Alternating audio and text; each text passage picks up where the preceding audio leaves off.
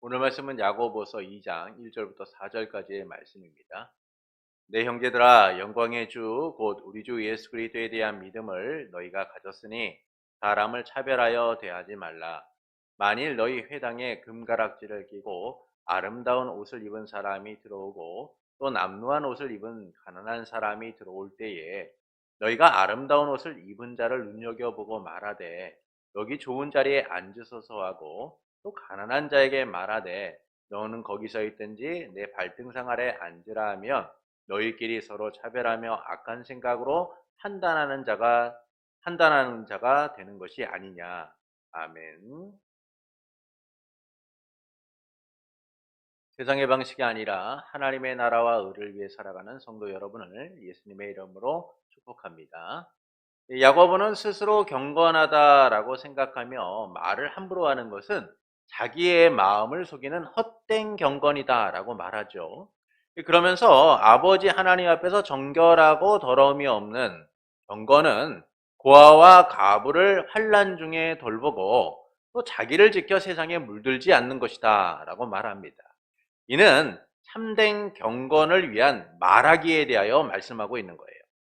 말하는 것과 정결하고 더러움이 없는 경건의 내용은 서로 다른 것처럼 보입니다. 그러나 참된 경건이라는 공통의 주제를 갖고 있다는 것이죠. 그래서 말씀은 참된 경건을 이루기 위하여는 첫째, 말을 함부로 하지 말라라고 말하는 거예요. 함부로 말하는 것은 하나님을 온전히 예배하지 못하는 불경건한 삶이다라는 겁니다. 둘째는 정결하고 더러움이 없는 경건을 이루라라고 말하죠. 이를 위하여 고아와 가부를 환난 중에 돌보고 자기를 지켜서 세상에 물들지 않도록 하라라고 말씀합니다. 이는 말에 대한 실천적 행동을 이야기해주고 있는 거예요. 그러니까 말로만 사람들에게 이야기하는 것이 아니라 말로 인하여서 말한 바를 지키고 실천함을 통하여 그것을 이뤄가는 삶이야말로 경건한 삶이다라는 것이죠. 또한 말로 인하여 자신을 더럽히는 삶을 살아서는 안 된다는 거예요. 그러니까 결국 말하는 것과 말에 실천하는 것이 참된 경건을 이루는 일이다라는 것을 우리에게 알려주고 있는 겁니다. 그리고 본문은 차별하여 대하지 말라라는 말씀을 하고 있죠.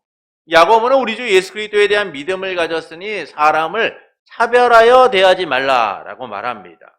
예를 들어서 이야기하는데 회당에 금가락지를 끼고 아름다운 옷을 입은 사람이 들어오거나 또 남루한 옷을 입은 가난한 사람이 들어올 때에 사람들의 시선이 아름다운 옷을 입은 사람에게 주목하게 된다는 거예요. 그래서 좋은 것 자리에 앉으라라고 말한다는 것이죠. 반면 가난한 사람에 대하여서는 야 거기 앉든지 말든지 뭐 네 마음대로 해. 내 발밑에 앉아라고 사람들이 말한다는 겁니다. 이것이 바로 서로 차별하는 것이고 이런 악한 생각으로 사람을 판단해서는 안 된다라고 말하죠. 이를 통하여 말씀하시는 바는 무엇일까요? 이 사람은 외모를 중요한 가치로 여길 때가 많습니다. 이 루키즘이라는 말이 있는데요. 이 루키즘은 우리나라 말로 하면 외모지상주의예요. 외모지상주의. 루키즘은 외모가 개인의 우열을 결정하며 인생에 큰 영향을 미치는 가치관이나 사회적 풍토를 이야기합니다. 그런데 이런 외모지상주의가 어제 오늘만의 문제가 아니라는 것이죠. 오래전부터 사람들은 외모를 사람을 판단하는 가치와 기준으로 여기며 살아왔어요. 사울의 불순종으로 인하여 하나님께서는 그를 버리고 이새의 집안에 있는 한 아들을 왕으로 세우기로 결정하십니다. 그래서 사무엘을 제사를 드리러 간다라는 명목으로서 하나님의 말씀을 따라 기름을 붓기 위하여 이새의 집으로 향하도록 만드시죠. 이새가 거주하는 베들레헴에 이르자 사무엘은 그곳의 성읍의 장로들을 만나서 자신이 온 것이 하나님께 제사를 드리기 위하여 왔다라고 말합니다. 그러면서 이새의 집안, 그와 그의 아들들을 함께 제사에 청하게 됩니다. 사무엘의 요청에 의하여 이새는 아들들과 함께 제사를 지내러 사무엘이 있는 곳에 이르게 되죠. 그때 사무엘은 이새의 맏아들이었던 엘리압을 보고 마음에 생각하기를 과연 하나님이 보시기에 기름 부으실 만한 자다라고 판단을 하게 됩니다. 그의 외모가 너무나 출중했기 때문이죠. 그러나 하나님께서는 사무엘에게 나는 외모를 보지 않고 중심을 본다라고 말씀하세요. 용모와 키를 보지 말라라고 말씀합니다. 하나님께서 그를 버렸기 때문이다라고 하시죠. 이후 사무엘은 이새의 아들들을 다 보았음에도 불구하고 하나님이 택하지 않았다라는 사실을 알게 됩니다. 그래서 이새에게 여기 있는 아들들이 전부냐라고 묻게 되죠. 그때 이새는 막내 아들이 있는데 그가 양을 지키고 있다라고 말합니다. 이 말을 들은 사무엘은 그를 데려오라라고 하고 다윗이와 사무엘에게 기름 부음을 받게 돼요. 이처럼 사람들은 외모를 보고 그 외모를 중시하며 살아갑니다. 그러나 하나님은 외모가 아니라 중심을 보시는 분이다라는 사실을 우리에게 알려주고 있어요. 그런데도 여전히 사람들은 외모로서 사람들을 차별하고 판단하고 살아가고 있다는 것이죠. 이 본문에서도 야고보는 이를 지적하고 있는 겁니다. 그는 성도들에게 영광의 주, 곧 우리 주 예수 그리스도에 대한 믿음을 가진 너희가 사람을 차별하여 대하지 말라라고 얘기해요. 여기서 차별하여 대하지 말라라는 말은 외모로 취하지 말라는 거예요. 겉만 보고 사람을 판단하지 말라는 겁니다. 보이는 외적인 것만으로 사람을 판단하지 말라는 것이죠. 그러면서 회당에 화려한 옷을 입은 사람과 더러운 옷을 입은 사람이 들어오게 될 때에 너희는 그 화려한 옷을 입은 사람에게 주목하여서 좋은 자리를 주고 더러운 옷을 입은 사람에게는 거기서 있던지 내 발 밑에 앉으라라고 한다라고 말합니다. 이것이 바로 차별이라는 거예요. 악한 생각으로 사람을 판단하는 것이다 라고 말합니다. 이처럼 사람들은요, 외모로 사람을 취하고 판단합니다. 그러나 우리가 사는 시대에서 이는 너무나 당연하고 자연스러운 현상이죠. 오늘날 우리가 살아가는 이 시대를 보십시오. 외모 지상주의라는 말처럼 사람들은 외모로 사람을 판단하고 그 외모를 추앙하고 그 외모가 마치 경쟁력인 것처럼 생각하며 살아가요. 그럼에도 외모로 취하지 말라, 차별하지 말라고 하시는 의미는 무엇일까요? 차별하지 말라는 것은 차별적 언어를 금하고 있는 거예요. 차별적 언어를 금하고 있는 겁니다. 외모로 판단하여 함부로 말하지 말라는 거예요. 본문은 외모로 사람을 판단하는, 차별하는 것에 초점을 맞추면서 그로 인해 나타나는 일반적 행위들을 지적하고 있는 겁니다. 그 행위가 뭐냐면 차별적 언어라는 거예요. 마음에 있는 것이 입으로 나오는 것처럼 눈으로 판단한 우리의 생각은 행동으로 표출되게 되어 있습니다. 그 행동의 시작이 뭐냐면 언어라는 거예요. 말이라는 겁니다. 결국 우리가 누군가를 판단하고 누군가에 대하여 말을 할 때 그 말은 차별적인 모습으로 나타날 수 있다는 것이죠. 앞으로 우리가 보게 될 2장은 이 많은 이들이요 두 부분으로 나눠서 이해를 합니다. 1절부터 13절은 행함이 없는 믿음, 그리고 14절부터 26절은 행함이 있는 믿음으로 나눠서 그렇게 보아요. 그러나 본문은 1장에서 거론하는 이 말하기와 연결되어서 이어지고 있다라는 사실에 우리가 주목해 볼 필요가 있습니다. 참된 경건, 하나님께 예배하는 삶이 우리의 삶 가운데 어떻게 나타나야 되는가를 1장에서는 말씀해 주고 있죠. 그것은 무엇이냐면 함부로 말하지 않는다는 거예요. 그리고 이 말하지 않는 것이 우리의 믿음과 연결되어서 2장에서는 좀 더 구체적으로 설명되어지고 있다는 겁니다. 그래서 2장은 말하기, 행함, 말하기, 행함이라는 이 반복된 주제를 통하여서 참된 경건, 행함이 있는 믿음이란 어떤 삶인가를 우리에게 알려주는 거예요. 그것은 제대로 말하고 행하는 삶이어야 된다라는 사실을 우리에게 이야기해주고 있는 겁니다. 곧 행함이 있는 믿음이란 무엇이냐 하면 언행의 일치가 이루어져야 된다라는 거예요. 우리의 신앙이요 말과 행함의 일치를 통하여 바르게 나타날 때 그 믿음이란 바른 믿음이다라는 사실을 우리에게 알려주고 있는 겁니다. 그래서 야고보는 먼저 말하기에 대하여 말씀하고 있는 거예요. 말의 차별하는 언어를 지적하고 있는 겁니다. 본문 2절부터 3절을 보시겠습니다.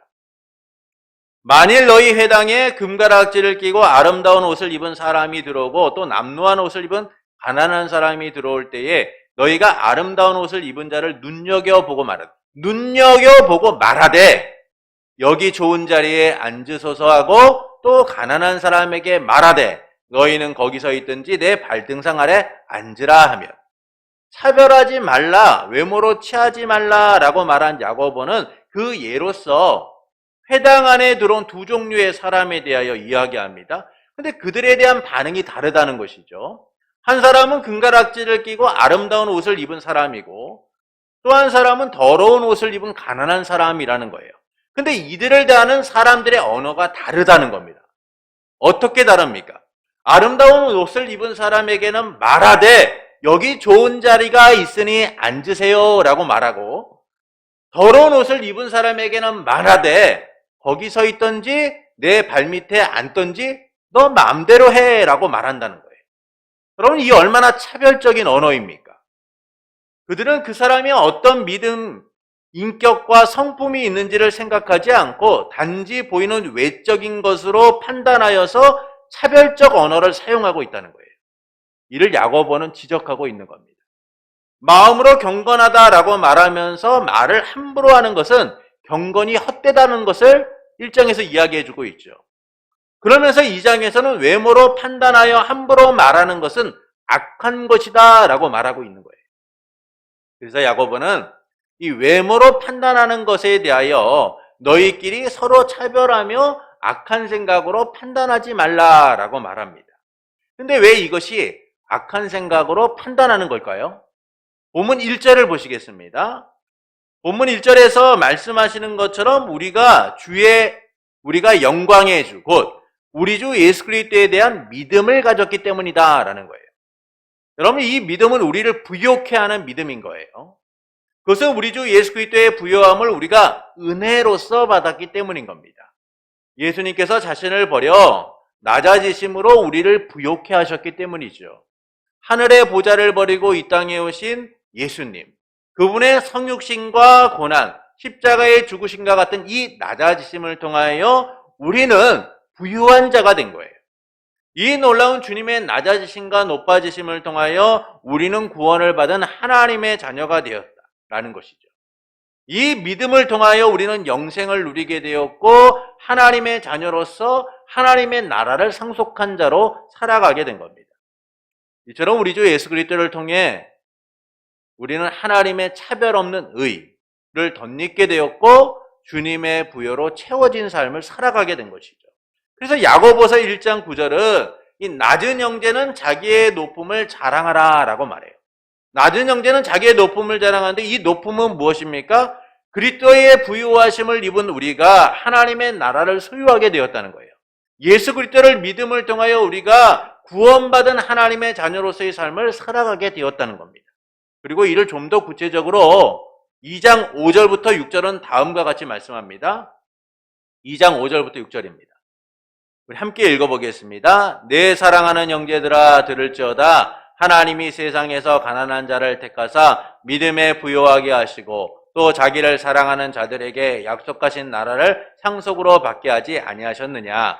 너희는 도리어 가난한 자를 업신 여겼도다. 부자는 너희를 억압하며 법정으로 끌고 가지 아니하느냐. 이처럼 우리는 주 안에서 믿음의 부요를 얻게 되었고 하나님의 나라를 상속한 자가 되었다는 거예요. 그것이 뭡니까? 영광의 주, 우리 주 예수 그리스도를 통하여 우리가 믿음을 가졌다는 것이죠. 이 믿음 안에서 우리는 부요함을 누리고 이 믿음 안에서 하나님의 나라를 상속받은 자로 살아간다는 거예요.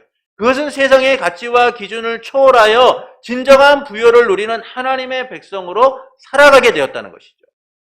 세상처럼 외모로 사람을 판단하는 것이 아니라 그리스도의 부요를 허락받은 자로서 살아가고 있기 때문에 우리는 그런 차별을 해서는 안 된다는 거예요. 우리 모두가 하나님의 기준 안에서 한 형제가 되었고 자매가 되었기 때문인 겁니다. 세상의 기준처럼 높고 낮음이 존재하지 않는 하나님의 자녀로서 살아가고 있기 때문인 거죠. 그러므로 세상처럼 외모로 사람을 판단해서는 안 되는 거예요. 차별적 언어를 사용해서는 안 되는 겁니다. 이미 우리는 세상처럼 누가 많고 적음, 누가 예쁘고 안 예쁜지를 외적으로 판단하는 자들이 아니라 은혜라는 이 공통의 분모를 통하여 하나님의 부여를 입은 자이기 때문이죠. 하나님의 자녀로 살아가고 있기 때문이에요.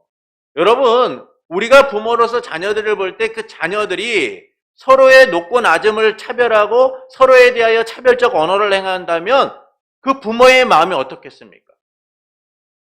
상심이 되고 상할 수밖에 없는 거예요. 그리고 자녀를 불러놓고 얘기하겠죠. 너 왜 누나한테 그렇게 얘기해? 왜 형한테 그렇게 얘기해? 왜 동생한테 그렇게 얘기해? 그건 잘못된 거야 라고 우리는 말할 거예요. 여러분, 한 형제 한 자매면 그렇게 해서는 안 되는 거죠. 하나님이 지금 우리에게 말씀하시는 것이 그것입니다. 너희가 그리스도 예수 안에서 하나님의 자녀가 되었고 하나님의 나라를 상속한 자들이 되었다고 한다면 너희는 그렇게 서로를 차별해서는 안 돼. 함부로 말해서는 안 돼. 그것은 내가 원하는 삶이 아니야 라고 말씀하고 있는 것이죠. 그래서 야고보는 외모를 판단하고 차별하는 이 언어를 사용하는 것에 대하여 악한 생각으로 판단하는 것이다 라고 말해주고 있는 거예요. 이를 우리가 주목해야 하는 것은 말은요, 마음에서 나오고 행동으로 이어지기 때문인 겁니다. 그래서 외모로 판단하는 순간 우리의 말은 차별적 언어로 채워지게 되어 있는 거예요. 이는 하나님을 믿는 성도에게 있어서 주의해야 할 점이죠. 우리 주 예수 그리스도께서도 세상에서 이런 차별적 언어와 차별을 당하셨습니다. 한 번은 예수님께서요, 초막절 이 수장절을 맞아서 성전에서 말씀을 가르칠 때였어요.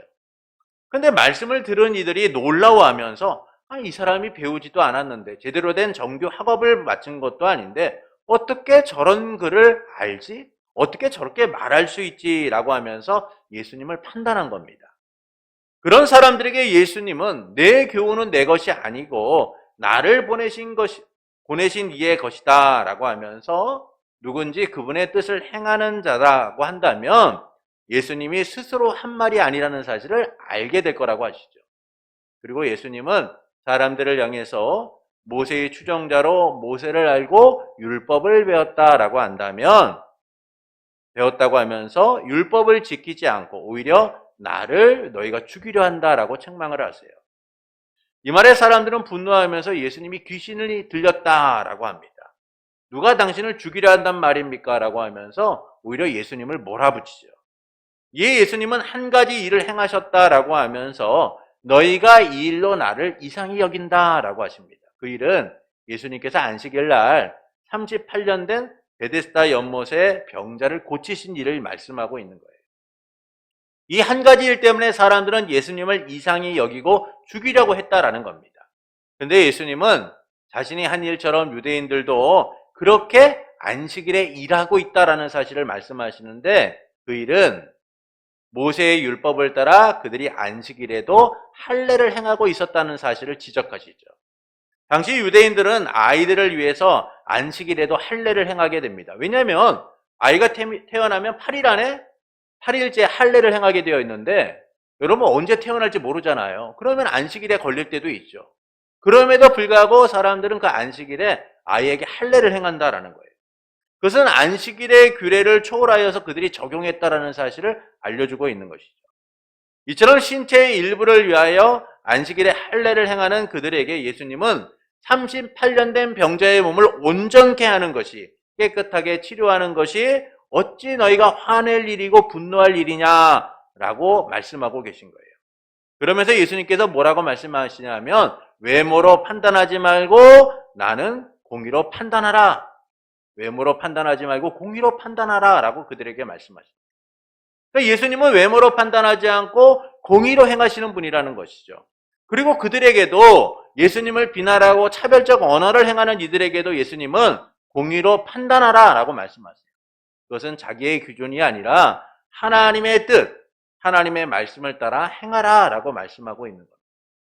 예수님은 그분을 향해 차별적 언어를 말하고 있는 이들에게 하나님의 뜻을 행하라 라고 말해주고 있는 거예요. 이처럼 주님께서도 외모로 판단하지 말라라고 하셨습니다. 그래서 주 예수 그리스도에 대한 믿음을 갖고 있는 우리도요, 외모로 판단하는 자가 아니라 차별적 언어를 사용하는 자들이 아니라 공의로 판단하는 사람들이 되어야 되는 거예요. 중심을 보는 사람들이 되어야 되는 겁니다. 항상 하나님의 뜻을 실천하는 삶을 통하여 하나님이 우리에게 원하시는 대로 행하는 이들이 되어야 하는 것이죠. 야고보서 1장 26절에서 참된 경건은 함부로 말하지 않는 것이다 라고 말씀을 했어요. 이는 말하는 것이 하나님을 예배하는 삶과 연결되어 있기 때문인 겁니다. 이 점에서 외모로 판단하고 차별적 언어를 사용하는 일은 하나님을 예배하는 삶에 실패하고 있다는 사실을 알려주고 있는 거예요. 또한 하나님이 예수 그리스도의 보혈의 공로로 의롭게 하신 성도를 업신여기는 악한 일이다라는 사실을 우리에게 알려주고 있는 겁니다. 그래서 야고보는 서로 차별하며 악한 생각으로 판단하지 말라라고 말하는 거예요. 차별적 언어를 금하고 있는 겁니다. 그것은 중심을 보시는 하나님의 뜻과 다른 삶이기 때문인 거죠. 우리는 이미 하나님께 속한 자로서 예수 그리스도를 믿는 믿음을 가지고 살아가는 이들입니다. 그분이 주신 부여로 세상의 부여를 넘어서 풍성한 삶을 살아가고 있는 것이죠. 그래서 가난을 이겨낼 줄도 알고 배고픔을 이겨낼 줄도 알고 부유함을 누릴 줄도 알고 배부를 줄도 알고 넉넉할 때도 있고 궁핍할 때도 있고 이런 모든 상황을 다 이겨내며 살아가는 자들인 거예요. 바울은 이 부분에 대하여 내게 능력 주시는 자 안에서 모든 것을 할 수 있다라고 고백하죠. 그것은 결국 우리라는 사람들이 예수 그리스도 안에서 그 주어진 삶에 만족하며 그 삶을 어떻게 능력 있게 살아가는 자가 될 것인가를 하나님을 통하여 배웠다는 거예요. 예수 그리스도 안에서 우리가 그런 삶을 살아가고 있다라는 겁니다. 그런데 우리는 어떻습니까? 보이는 시선, 외모에 빠져 그와 같은 삶을 살지 못하고 살아갈 때가 있다라는 것이죠. 그러나 주님은 우리가 그런 삶이 아니라 주님이 원하시는 하나님의 말씀대로 살아가는 진정한 부여를 누리고 살아가기를 원하신다는 거예요.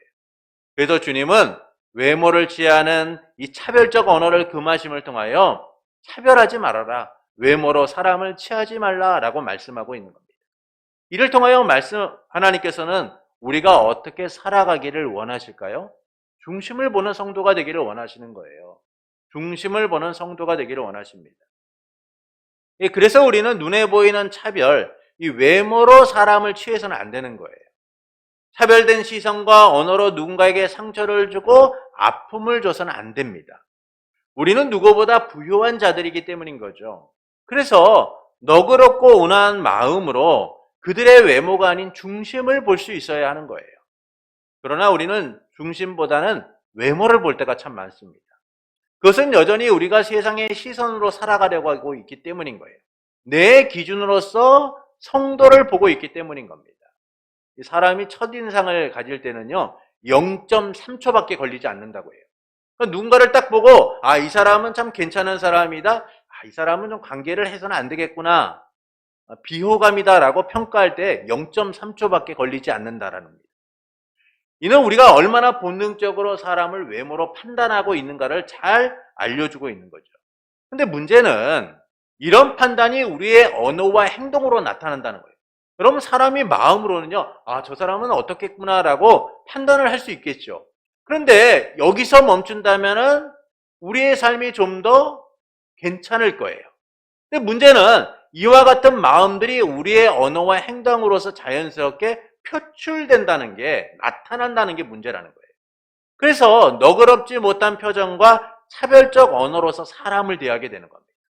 그런데 이런 문제가 교회 안에 일어날 때가 있다는 거예요. 오늘 야고보가 얘기하는 바가 그겁니다. 교회 안에서 차별하는 모습들이 있다는 것이죠. 예수 그리스도를 믿는 성도들 가운데 이런 문제들이 일어난다는 거예요. 어떤 직업을 가졌고 헌금은 얼마나 하느냐에 따라서 그 신앙과 인격이 판단되는 모습들을 우리는 간혹 교회에서 볼 때가 있죠. 그가 갖고 있는 외적인 행위가 그의 경건과 신앙을 판단하는 기준으로 여겨질 때가 있어요. 그러나 이런 외적인 것만으로 우리는 사람을 판단하고 차별해서는 안 된다는 겁니다. 그거는 세상이 하는 방식과 다를 바가 없는 거죠. 세상은 어떻습니까? 능력에 따라서, 가진 것에 따라서, 보이는 것에 따라서 사람들을 대우해요. 그래서 어떤 직업을 갖고 어떤 집에 살고 어떤 차를 타고 살아가느냐에 따라서 그 사람의 수준을 평가하고 저 사람은 참 어떤 사람이다, 괜찮은 사람이다, 믿을 만한 사람이다라고 판단하고 살아가죠. 근데 이런 세상의 시선, 방식처럼 오늘 우리도 누군가를 외모로 판단하고 차별적 언어를 사용할 때가 있다는 거예요. 그것도 어디서? 교회 안에서. 안타깝게도요, 목회자가 타교회에 설교하러 갈 때 좋은 차를 타고 가야 한다는 말이 유행했던 적이 있습니다. 그것이 그 목사의 수준을 라고 사람들이 본다는 거예요. 그래서 목사님을 맞으러 나온 성도들에게 책을 잡히지 않기 위해서는 좋은 차를 타고 가야 된다라는 말이 한때 유행했던 적이 있어요. 그래서 승합차를 타고 가면 저 목사님 교회가 어려운가 보지? 왜 저런 목사님을 불렀지? 또 좋은 차를 타고 가면 저 목사님 교회가 큰가 보네. 목회 잘하시나 보네. 이렇게 판단하는 일들이 있었다는 거예요. 근데 그런 문제들이 여전히요, 성도들 가운데도 교회 가운데도 있다라는 거예요. 그래서 예배당의 크기, 성도의 수, 목회자의 이력 등과 같은 이 외적인 것이 성도들의 수준과 자부심이 되어서 말하는 것을 보게 되죠. 그것이 그들이 가진 신앙과 아무런 상관이 없음에도 불구하고 서로에게 이 외적인 것들을 물어봐요. 교회가 어디세요? 성도는 얼마나 되세요? 도대체 왜 그걸 묻느냐고요. 그게 내 신앙과 나의 구원의 문제와 무슨 상관이 있길래 왜 성도가 얼마나 되고 교회는 얼마나 사이즈가 되고 목회자는 어떤 사람인가를 왜 묻느냐라는 거예요. 그런데 우리가 이게 일반화되어 있어요. 안타깝게도요, 사람들이 그걸 궁금해합니다. 그래서 물어보죠. 교회는 어디세요? 성도는 얼마나 되세요? 그래서 이런 것들을 통하여 상대적 우월감을 느끼고 사람들을 때론 차별하기도 하죠. 그러나 이런 차별을 주님은 그만하라고 말씀하고 있는 거예요. 외모로 취하는 삶에서 떠나서 중심을 볼 수 있어야 된다는 겁니다. 하나님의 뜻을 우선하는 삶을 살아가야 된다는 것이죠. 성도가 어떤 직업을 갖고요, 어떤 옷을 입고 그것이 중요한 게 아니에요. 외적인 것으로 사람을 보아서는 안 된다는 겁니다. 항상 그들이 정말 말씀대로 살아가고 있는지, 그들의 형편과 처지에서 정말 주님을 바라보고 있는지, 그것이 그들의 신앙이고 인격인 거예요. 그런데 여전히 교회 안에서 성도 가운데서도 직분자 가운데서도 그것이 마치 자기의 권위인 것처럼, 자기가 누군가와 차별된 사람인 것처럼 말하고 살아가는 것들을 우리는 많이 봐요. 그러나 주님의 관심은 거기 있지 않아요. 주님의 관심은 어디 있습니까? 그들의 중심에 있다라는 것이죠. 예수님께서는 서기관들을 조심하라 라고 하셨습니다. 그들이 가진 직업과 외적인 모습만을 사람들이 인정하고 있었기 때문이죠.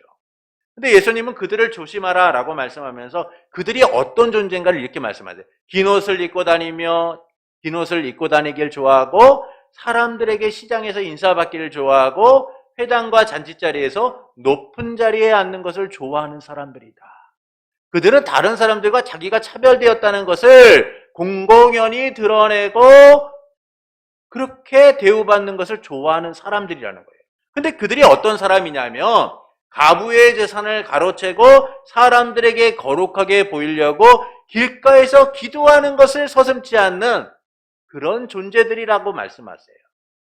이후에 예수님께서요, 눈을 들어 부자들이 헌금하는 모습을 보십니다.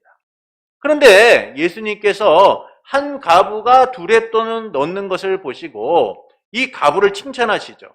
모든 이들보다 더 많은 것을 드렸다는 거예요. 그 앞에 사람들은 어떤 사람들이었어요? 부자였어요. 그들이 내는 헌금의 양은 많았고 그들은 누구보다 당당하게 헌금을 드리는 것을 자신감 있게 자랑하며 드렸습니다. 그런데 한 가부는 두 렙돈, 그냥 얼마 되지도 않는 동전 몇 푼을 드리면서 부끄러워하고 창피해하면서 그것을 드린 거예요. 근데 예수님이 이 과부를 뭐라고 평가하시냐면 모든 사람보다 더 많이 드렸다는 것이죠. 그기에 대해 이렇게 말씀합니다. 모든 이들이 풍부한 가운데 헌금을 드린 것과 달리 가부는 가난한 가운데서도 자신의 모든 생활비를 드렸다라고 말하는 거입니다. 이처럼 주님은 외모보다 중심을 보시는 분입니다. 그들의 형편과 처지를 살펴서 가장 공의롭게 판단하시는 분이 주님이신 거죠. 예수님은 눈에 보이는 외적인 것을 책망하시며 그 중심이 온전히 하나님을 향해야 된다는 사실을 우리에게 알려주고 계십니다. 그러나 우리는 여전히 외모로 사람을 취하죠. 눈에 보이는 외적인 것에 초점을 맞추며 살아갑니다. 누가 얼마를 했고, 누가 무엇을 주었고, 누가 어떤 옷을 입고, 누가 어떤 차를 타고, 누가 얼마나 돈을 많이 갖고 있는지 이 외적인 것으로 판단해요. 그러나 주님은 우리가 세상처럼 외모가 아닌 중심을 좀 보기를 원하시는 거예요. 그래서 우리는 세상처럼 외모를 취하고 차별적 언어를 사용하는 이들이 되어서는 안 되는 겁니다. 주님이 죄로 인해 죽을 수밖에 없는 우리를 아무런 조건 없이요 선택하셔서 자녀 삼으셨음을 기억하며 그 은혜 가운데 서로를 바라볼 수 있는 자들이 되어야 된다라고 말씀하고 있는 거예요. 중심을 볼 수 있어야 된다는 것이죠. 외적인 시선 너머에 성도 한 사람이 갖고 있는 그들의 마음을 살펴볼 수 있는 이들이 되어야 된다라는 겁니다. 그렇지 않으면 잘못된 편견과 판단으로 서로에게 상처를 줄 수 있기 때문인 거예요. 그래서 우리는 주 안에서 한 믿음을 가진 성도라는 이 소중한 사실을 기억하고 사랑으로서 그들을 바라보고 너그럽고 따스한 언어로서 품을 수 있어야 된다는 겁니다. 이것이 참된 경건이고 행함이 있는 믿음이라는 거예요. 마음에 생각하는 바를 말로 함부로 뱉기보다는 외모로 판단하고 차별적 언어를 사용하기보다는 사랑스러운 언어와 품격 있고 따사로운 언어를 사용함을 통하여 주 안에서 한 믿음을 갖고 있는 성도를 품을 수 있는 자들이 되어야 한다는 것이죠.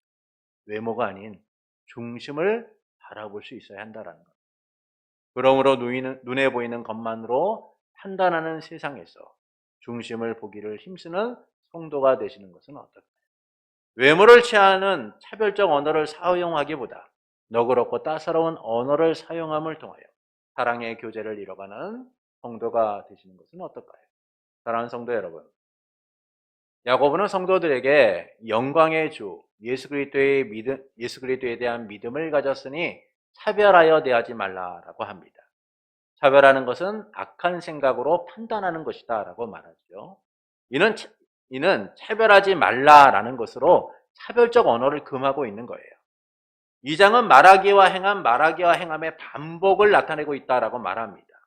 그것은 이 말이라는 것이요 우리의 행동의 첫 시작이기 때문이에요. 그래서 야고보는 먼저 말하기에 대하여 말하고 있는 겁니다. 말의 차별적 언어가 우리의 행동에 어떻게 직결되어 있는가, 연결되어 있는가를 이야기해주고 있는 거죠. 그래서 차별하지 말아라, 외모로 취하지 말라라고 말해주고 있는 거예요. 그러면서 야고보가 두 종류의 사람을 얘기하죠. 아름다운 옷을 입은 사람과 가난함에도 더러운 옷을 입은 가난한 사람에 대하여 얘기합니다. 그런데 그들을 대하는 모습이 어떻습니까? 아름다운 옷을 입은 사람에게는, 부자에게는 좋은 자리에 앉으세요라고 말하고 행동하는 반면 가난한 사람에게는 아무데나 앉아, 내 발밑에 앉든지 너 마음대로 해라고 말하며 행동하게 된다는 것이죠.